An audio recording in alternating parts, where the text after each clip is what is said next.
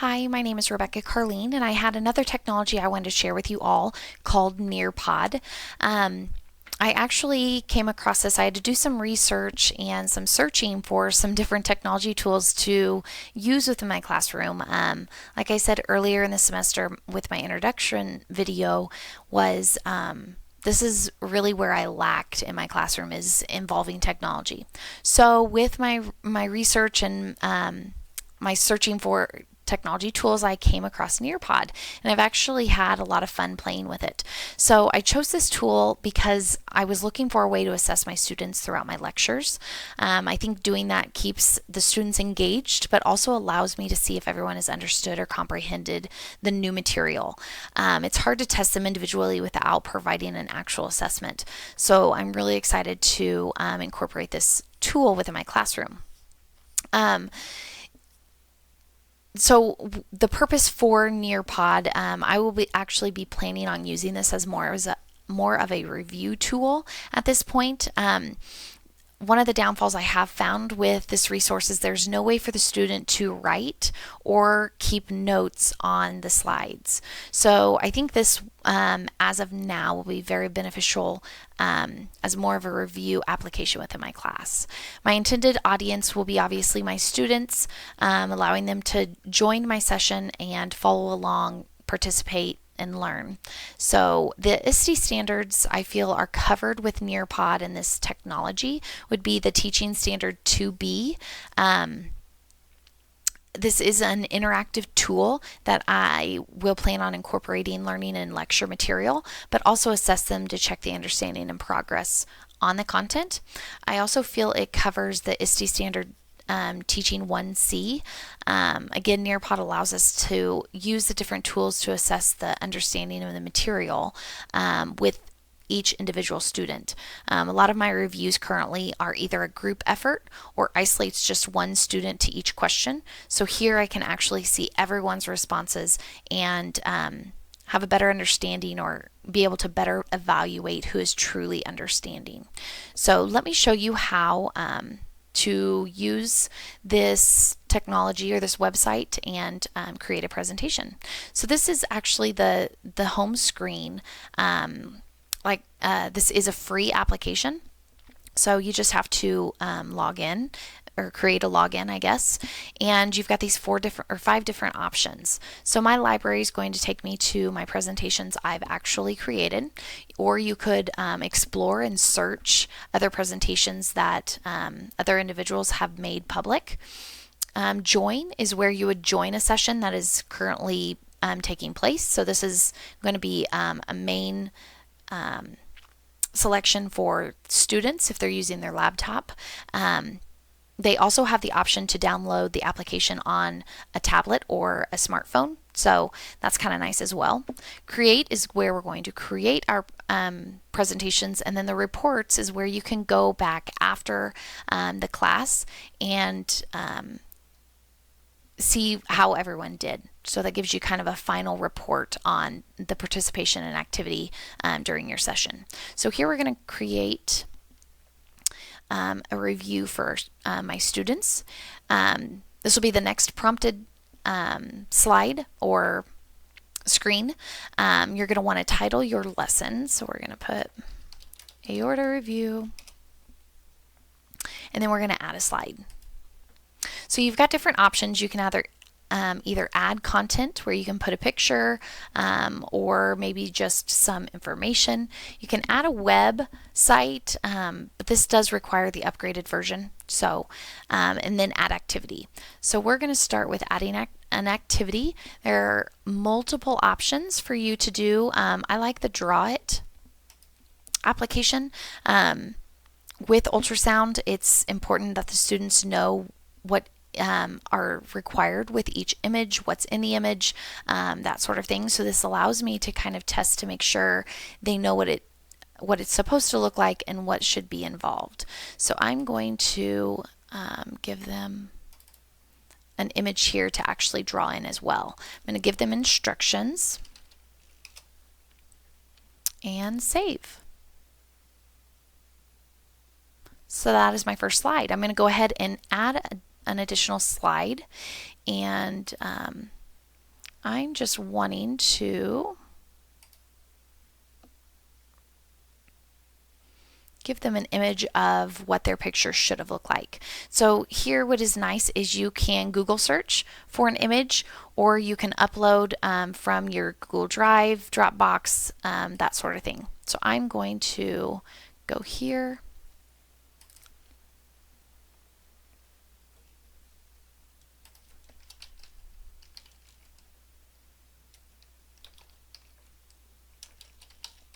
Sorry.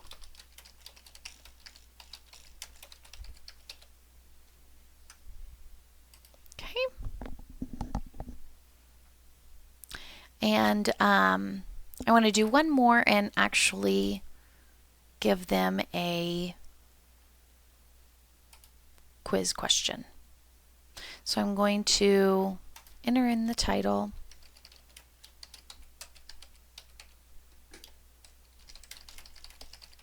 the question, and then some answer choices.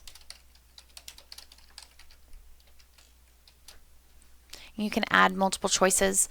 Here you just need to select the correct answer. You can add a reference image if you'd like to as well. I'm just going to save that there. So we're going to call that good for this review.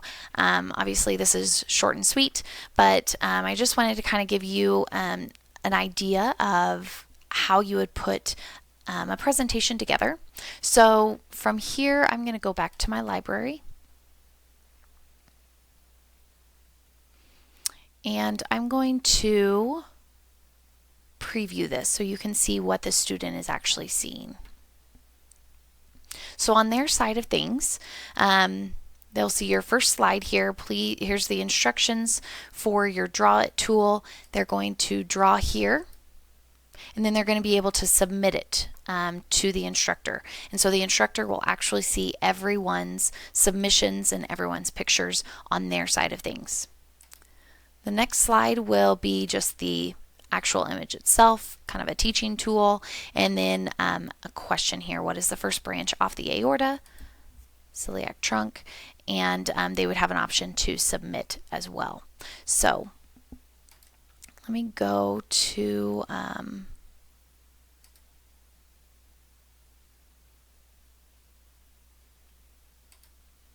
I guess it wants me, I'm sorry here, wants me to add a grade that this would be and a subject.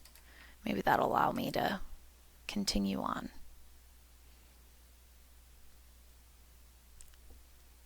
There we go. So here, what's nice about this tool is that you are also controlling the pace. Once you start your session, the student can only see the slide that you are on.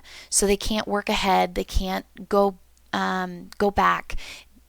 They are basically at on your pace. So that is with the live session. The student paced allows them to go through the presentation and the information themselves. So we're going to choose the live lesson. I think that will be most beneficial for me. And this is just going to give you an idea of what the instructor's screen is going to be looking like. So the first thing that pops up is your PIN. So you would either share this or tell your students the PIN to actually allow them to join your session.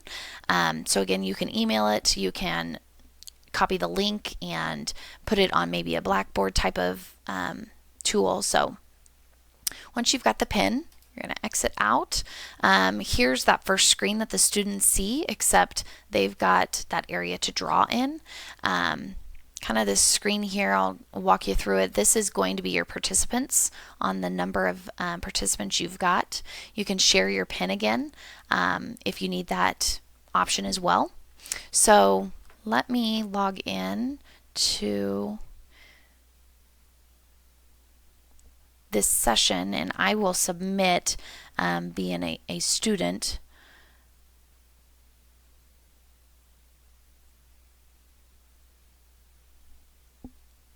So you can kind of see how this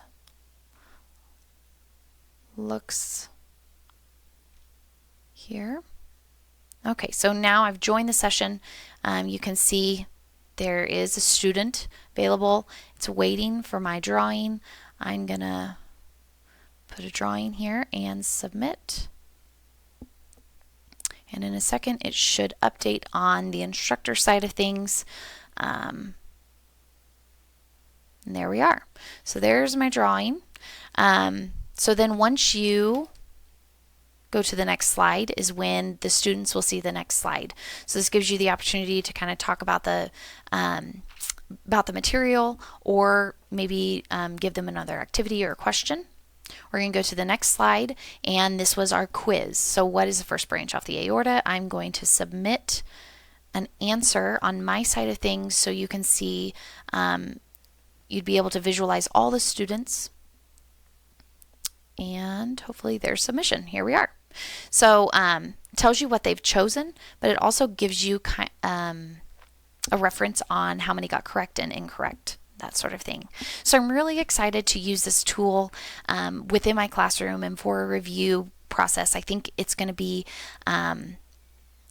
exciting for the students as well. It allows them to use the technology to kind of engage and participate in the review itself. So I hope there's others out there that can use this resource as well. Thank you very much.